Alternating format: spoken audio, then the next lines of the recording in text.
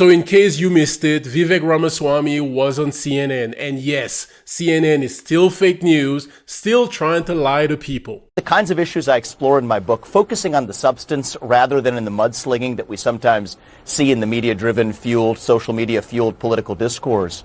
We need to speak about stone-cold hard truths and have that debate even when it's uncomfortable in the open. That's how I think we're going to save the country. It's a big part of why I wrote this book. And I also think that I'd like to see that standard applied a little more even-handedly across the board.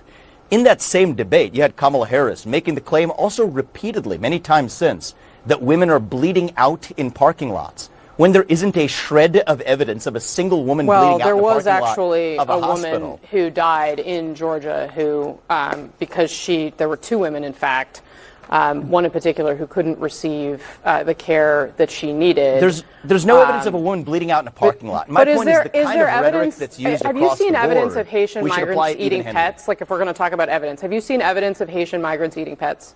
Having gone to Springfield, I didn't see that evidence. But what I will tell you is I'm bringing that up because you brought up the Haitian migrant point. There are residents in the community that had pointed to that. There isn't even that level of a shred of evidence to support a single woman in the United States bleeding out in a parking lot. Yet that's been a repeated claim made by Kamala Harris. So I think when we're getting into fact-checking, I think we should apply the same standards 360 degrees.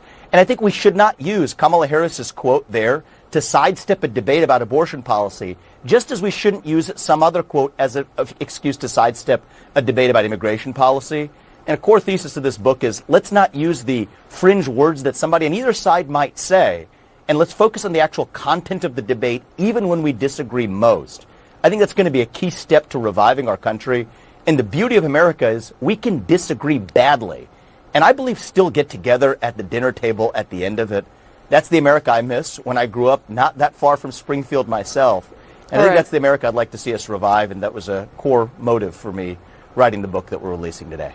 Women are bleeding out in parking lot, and this person, so-called journalist or reporter or whatever, just tried to repeat the same lies.